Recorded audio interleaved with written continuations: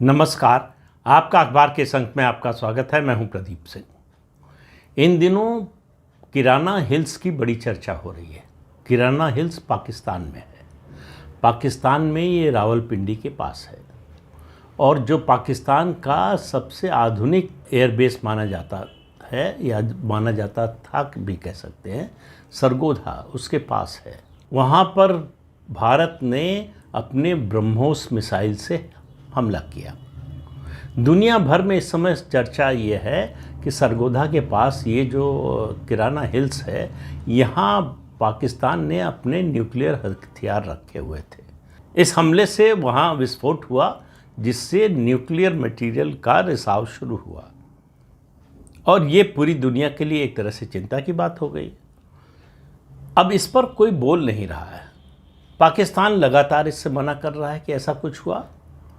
भारत के DGMO A K. Bharti जी से जब पूछा गया कि क्या किराना हिल्स पर भारत ने अटैक किया और वहाँ पर सरगोधा में पाकिस्तान के न्यूक्लियर हथियार थे, तो उन्होंने जो कहा वो तो समझिए, लेकिन अगर आपने वो वीडियो देखा हो, उस समय उनकी भावभंगिमा देखी हो, तो आप असली बात समझ जाएंगे।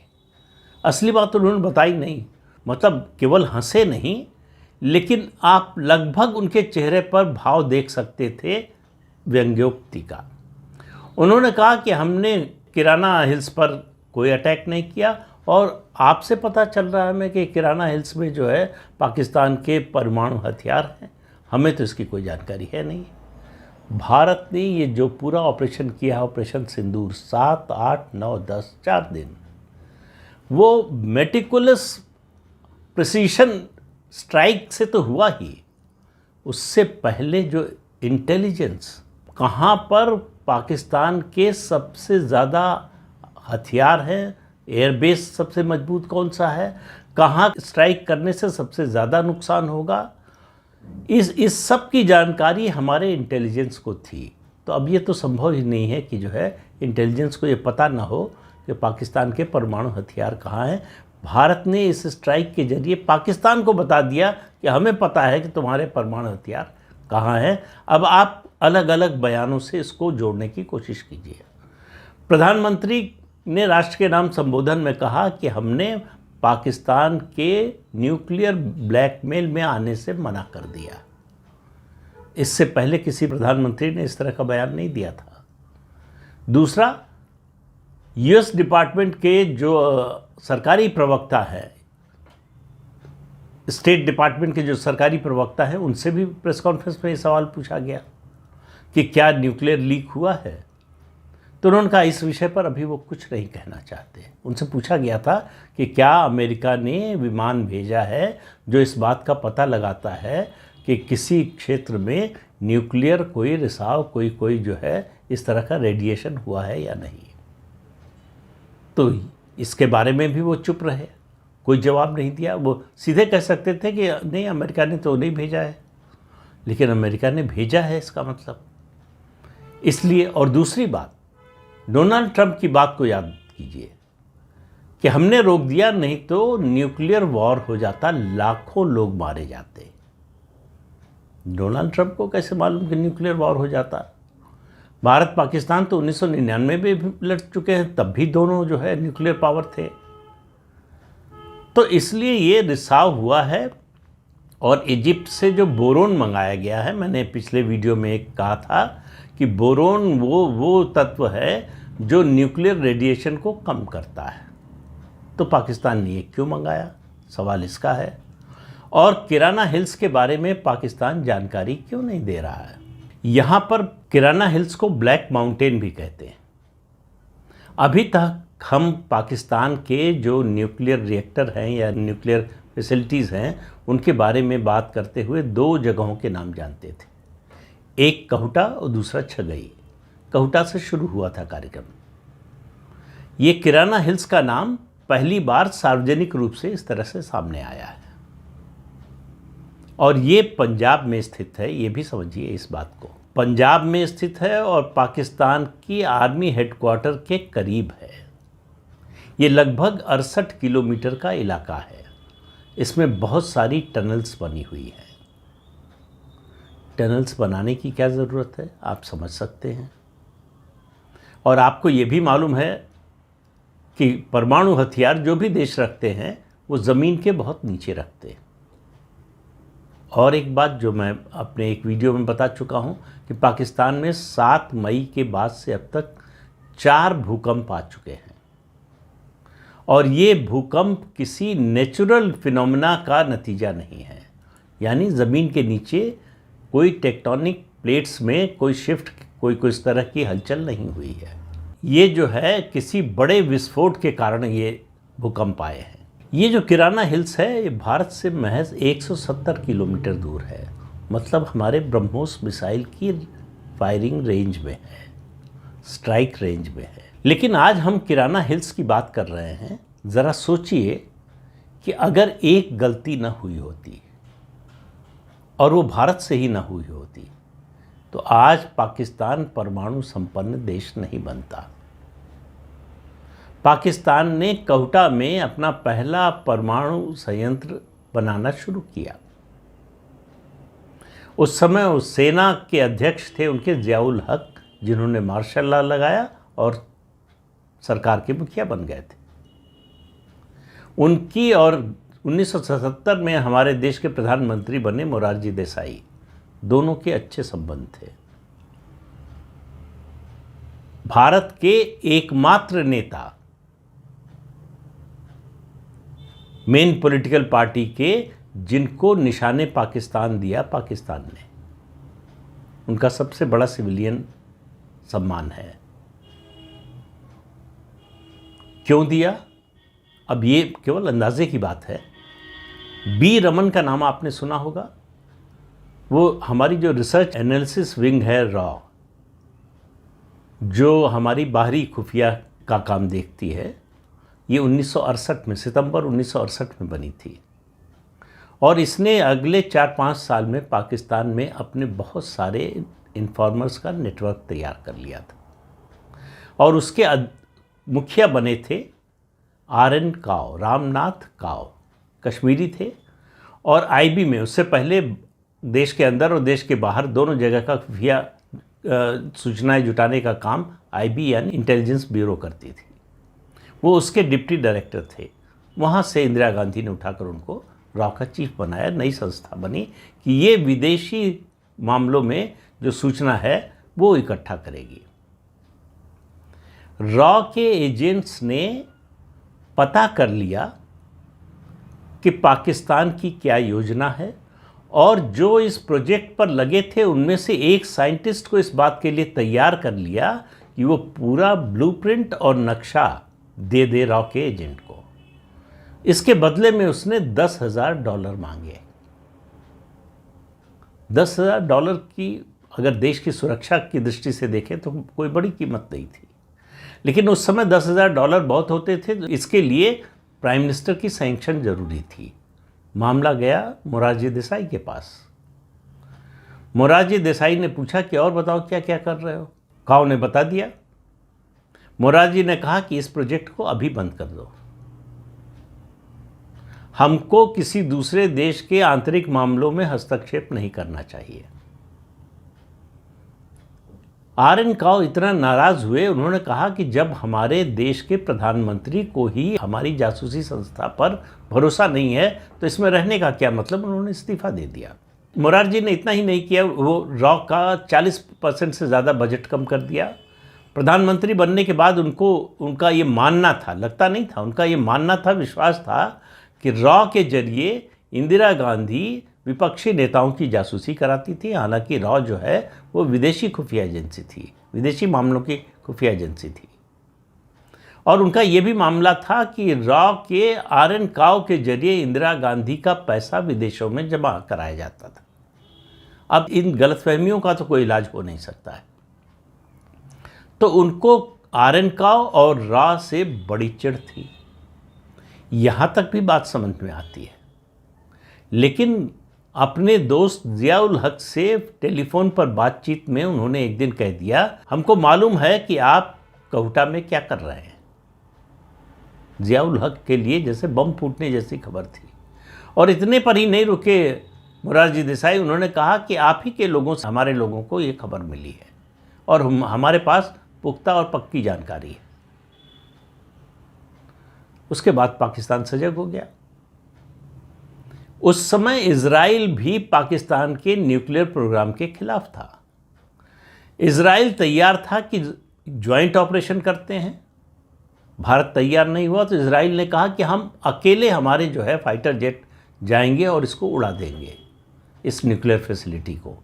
केवल एक मदद चाहिए कि हमारे फाइटर जेट्स को भारत में रिफ्यूलिंग की सुविधा मिले। मोरारजी ने इसके लिए भी मना कर दिया। आप कल्पना कीजिए कि अगर ये हो गया होता तो आज पाकिस्तान न्यूक्लियर स्टेट नहीं होता, परमाणु संपन्न देश नहीं होता। तो ये जो बार बार वो धमकी देता है कि हमारे ऊपर हमला किया तो हम परमाणु हथियार का इस्तेमाल करेंगे, वो धमकी देने की नौबत ही नहीं आती कभी। तो किराना हिल्स का जो रहस्य है वो बहुत कुछ तो सामने आ चुका है, लेकिन ऑफिशियली कुछ सामने नहीं आया। वो भी आएगा, थोड़ा समय लगेगा। इतना तो तय है कि भारत ने पाकिस्तान का जो न्यूक्लियर हथियार के इस्तेमाल की गीदड़ भभकी थी उसको हमेशा के लिए ख़त्म कर दिया है। जिस तरह से भारत ने जवाबी हमले में पाकिस्तान के 11 एयरबेस ख़त्म किए हैं, उसमें सरगोधा भी है। उसके अलावा किराना जो हिल्स हैं वहाँ जो अटैक हुआ है, हालांकि भारत की फ़ौज ये मान नहीं रही कि हमने किराना हिल्स को निशाना बनाया। अब वो लगे हुए हैं किराना हिल्स और सरगोधा एयरबेस। तो भारत ये तो कह रहा है कि हमने सरगोधा एयरबेस को निशाना बनाया, लेकिन किराना हिल्स की बात नहीं कर रहा है। किराना हिल्स की बात करने का मतलब है कि आप ऑफिशियली ये स्वीकार कर रहे हैं कि हमने पाकिस्तान के न्यूक्लियर हथियार का जो भंडारण था, जो स्टोर था, उस पर हमला किया। और ये भारत क्यों करेगा? हमारा जो एम था, हमारा जो लक्ष्य था, वो हमारा पूरा हो गया। हम इस बहस में क्यों उलझे? इसमें सबसे ज़्यादा मुश्किल में फंसा है अमेरिका। अमेरिका और चीन, पहले अमेरिका बाद में चीन भी, दोनों देशों को लगता है कि पाकिस्तान परमाणु संपन्न होगा, परमाणु हथियार संपन्न होगा तो भारत पर अंकुश रखने में मदद मिलेगी, तो भारत को दबाने में मदद मिलेगी। हर बार जब भारत पाकिस्तान के बीच में कुछ होगा, आप स्टैंड देखिए। चीन को 1 मिनट के लिए छोड़ दीजिए, हमारा दुश्मन है, उससे युद्ध लड़ चुके हैं, हम हार चुके हैं 1962 में, बड़े भूभाग पर हमारे कब्जा कर लिया है उसने, छोड़ने को तैयार नहीं है और भी कब्जा करना चाहता है, उसकी नीति ही विस्तारवादी है। अमेरिका जो दोस्त बनता है, जो कभी दोस्त नहीं रहा, उसकी पूरी नीति को समझिए तो उसका कहना यह है कि आतंकवादी हमला हो भारत पर तो भारत को विरोध करने का अधिकार है, उसके अलावा चुप बैठ जाना चाहिए। भारत को ये बर्दाश्त करना चाहिए। और किस लिए बर्दाश्त करना चाहिए? कि अगर भारत बर्दाश्त नहीं करेगा, जवाबी कार्रवाई करेगा तो परमाणु युद्ध हो सकता है। अब ये पाकिस्तान जो है, ये आतंकवादी गतिविधि आज से तो चला नहीं रहा है। जब परमाणु संपन्न नहीं थे दोनों देश, तब भी चल रही थी ये गतिविधियां। और ये जम्मू कश्मीर की सिर्फ बात नहीं है जो 1989 से शुरू हुआ, उससे पहले पंजाब में भी जो खालिस्तानी आंदोलन चला, जो आतंकवाद चला, उसके पीछे पाकिस्तान ही था। तब भी अमेरिका पाकिस्तान के खिलाफ कुछ करने को तैयार नहीं था। बल्कि एक समय तो ऐसा भी आया था, पीवी नरसिम्हा राव के समय, बी रमन जो आर.एन. काव के सबसे विश्वस्त थे और काउंटर टेररिज्म के जो है मुखिया थे राव में, उन्होंने अपनी एक किताब लिखी है। किताब का नाम है the cow boys of raw down the memory lane. ये किताब है। इसमें मैंने अभी जो बातें बताई हैं, इसमें उन्होंने विस्तार से इसका जिक्र किया, लेकिन एक और घटना का भी जिक्र किया है। और उसमें जिक्र किया है जब पीवी नरसिम्हा राव देश के प्रधानमंत्री थे। उन्होंने कहा कि उन्होंने एक दिन जो है आर.एन. काव साहब को बुलाया और कहा कि यूएस स्टेट डिपार्टमेंट की एक महिला अधिकारी ने हमारे एम्बेसी के जरिए संदेश भिजवाया। वो कागज़ जो है बढ़ा दिया राव साहब ने आर.एन. काव की तरफ। उन्होंने पढ़ा और फिर उन्होंने वीरमन की तरफ बढ़ा दिया। तो उन्होंने पूछा क्या हम ऐसा कुछ कर रहे हैं? उसमें कहा गया था कि भारत पाकिस्तान में आतंकवादी गतिविधियां कर रहा है, उस देश को डिस्टेबलाइज करने की कोशिश कर रहा है। आर.एन. काउ ने कहा कि हम कोई ऐसा काम नहीं कर रहे हैं जिसको आतंकवादी गतिविधि कहा जाए। हम वहाँ के लोगों से संपर्क रखते हैं, वहाँ के जो प्रभावशाली लोग हैं उनके संपर्क में रखते हैं, उसके जरिए सूचनाएं जुटाते हैं। और उसके अलावा जो प्रभावशाली लोग हैं उनके अलावा जो ऐसे लोग जो भारत के समर्थक हैं उनके भी संपर्क में रहते हैं। पी.वी. नरसिम्हा राव ने कहा कि हमें एक नोट बना के दो जिससे हम इसका जवाब दे सकें। आर.एन. काउ ने वीरमन ने वो नोट बना कर दे दिया। वीरमन लिखते हैं कि उसके बाद मालूम नहीं कि क्या जवाब भेजा गया कि नहीं भेजा गया। नरसिम्हा राव ने कहा कि आप अपना ऑपरेशन जारी रखिए।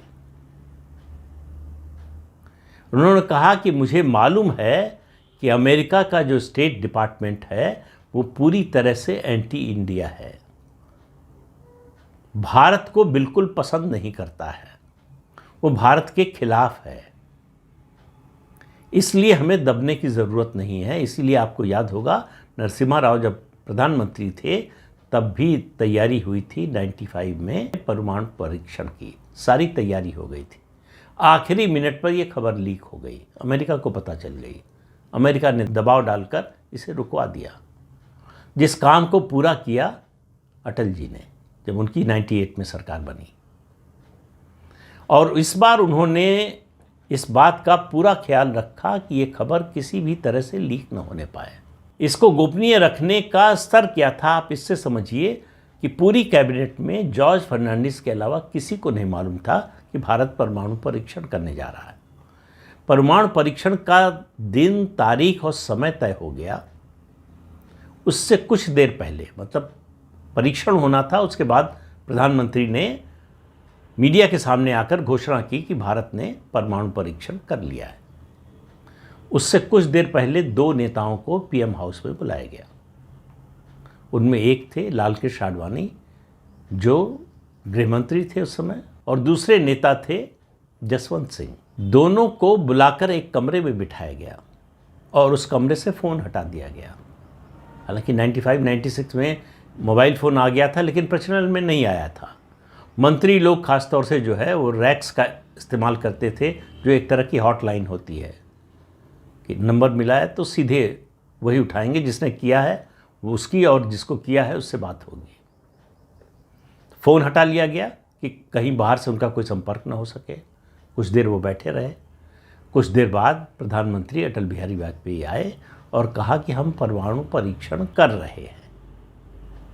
दोनों नेता खड़े हो गए कि अरे पहले बात तो करनी चाहिए थी, पूरी दुनिया सैंक्शन लगा देगी हमारे ऊपर, इकॉनमी का क्या होगा, हमारे पास पूर्ण बहुमत नहीं है, हमारे साथियों का जो सहयोगी है उनका क्या रिएक्शन होगा, इस सब पर पहले चर्चा तो करनी चाहिए थी। अटल जी ने कहा कि अब तो हमने कर दिया है। इतनी गोपनीयता रखी गई, इसीलिए अमेरिका को इस बात पता नहीं चला। अमेरिका को आज तक इस बात का अफसोस है कि भारत ने परमाणु परीक्षण कर लिया। हमारी इतनी पैनी नज़र थी, हमारी खुफिया एजेंसी ऐसी, हमारे सैटेलाइट ऐसे, उनके सैटेलाइट हर समय पोखरण पर घूमते रहते थे। और आपको मालूम होगा, इसके बारे में तो काफ़ी कुछ छप चुका है, फिल्म भी बन चुकी है, कि जो सैटेलाइट का एक पीरियड होता था जब वो पोखरण पर नहीं होता था उसका फोकस, उस विंडो का, उस टाइम विंडो का भारत ने इस्तेमाल किया अपना जो पूरा प्रोजेक्ट है उसको आगे बढ़ाने के लिए। उतनी ही देर काम होता था। फिर वहाँ यहाँ तक कि पोखरण में जो गाड़ियाँ थीं वो भी उसी जगह पर और उसी दिशा में खड़ी की जाती थी, जिससे ये शक ना हो सैटेलाइट जब पहले इधर आया था तब स्थिति ऐसी थी, अब ये बदल गई, मतलब यहाँ कुछ हो रहा है। और ये सब साइंटिस्ट, डॉक्टर कलाम इसके इंचार्ज थे, ये सब साइंटिस्ट आर्मी की यूनिफॉर्म में थे। किसी को कानो कान हवा नहीं लगने पाई, खबर नहीं लगने पाई। केवल पोखरण में राजस्थान के एक अखबार में छोटी सी खबर छपी, जिससे CIA के कुछ एजेंट्स के कान खड़े हुए कि बड़ी मात्रा में आर्मी ट्रक में प्याज लद कर आ रहे हैं। और प्याज आपको मालूम है कि ये परमाणु विकिरण को, रेडिएशन को कम करती है। लेकिन इसको जोड़ नहीं पाया अमेरिका, इसलिए हम परमाणु संपन्न देश बन पाए। तो मोरारजी देसाई के एक एक्शन से पाकिस्तान परमाणु संपन्न देश बन गया और अटल जी की सावधानी और गोपनीयता के इस स्तर से हम परमाणु संपन्न देश बन पाए। नहीं तो अगर लीक हो गई होती खबर तो वही हाल होता जो नरसिम्हा राव का हुआ था। तो किराना हिल्स में जो हुआ है वो हमारा अगला कदम है और इस समय देश का नेतृत्व नरेंद्र मोदी के हाथ में है, जो किसी दबाव में नहीं आते। ये जो कांग्रेसी हल्ला मचा रहे हैं कि ट्रंप ने घोषणा कर दी, अमेरिका ने क्यों घोषणा कर दी, इनको कुछ पता नहीं है। ये केवल अपना फर्जी एजेंडा चलाना चाहते हैं। वो केवल प्रधानमंत्री को और भारत को नीचा दिखाना चाहते हैं कि प्रधानमंत्री और भारत जो है दबाव में आ गया। उनको पता ही नहीं, अंदाज़ा ही नहीं है, पता तो होगा, उनको इस बात का एहसास नहीं है कि भारत ने कितनी बड़ी विजय हासिल की है। दुनिया के जो बड़े से बड़े मिलिट्री स्ट्रेटजिस्ट हैं, एक्सपर्ट हैं, वो कह रहे हैं ये भारत की क्लियर कट विक्ट्री है और ऐसी विक्ट्री दुनिया में कोई देश हासिल नहीं कर पाया है मॉडर्न वॉरफेयर में और एयर डिफेंस और एयर स्ट्राइक में जो भारत ने किया। और सबसे बड़ी बात, 11 साल का जो परिश्रम है प्रधानमंत्री का मेक इन इंडिया का, डिफेंस के मामले में, डिफेंस इक्विपमेंट के मामले में आत्मनिर्भर होने की जो योजना है, उसके कारण हमारे देशी जो उपकरण हैं वो सबसे ज़्यादा काम आए। काम ही नहीं आए, सबसे प्रभावी साबित हुए। हमने पूरी दुनिया को बता दिया कि चीन के जो इक्विपमेंट हैं, जिसका वो इतना डंका बजाता है, वो किसी काम के नहीं है। वो न तो रक्षा कर सकते हैं, न आक्रमण कर सकते हैं। पाकिस्तान को कुछ समझ में नहीं आ रहा कि वो करे क्या, और चीन उसकी इसमें कोई मदद नहीं कर पा रहा है। अमेरिका चाह कर भी भारत को रोक नहीं पा रहा है। ये स्थिति है कुल मिलाकर। डोनाल्ड ट्रंप वाहवाही में, अपने बड़बोलेपन में जरूर क्रेडिट लेने की कोशिश कर रहे हैं, लेकिन इस बारे में उनसे कोई बातचीत नहीं हुई। सरासर गलत बयानी कर रहे हैं कि ट्रेड के मामले पर, मुद्दे पर बात हुई थी।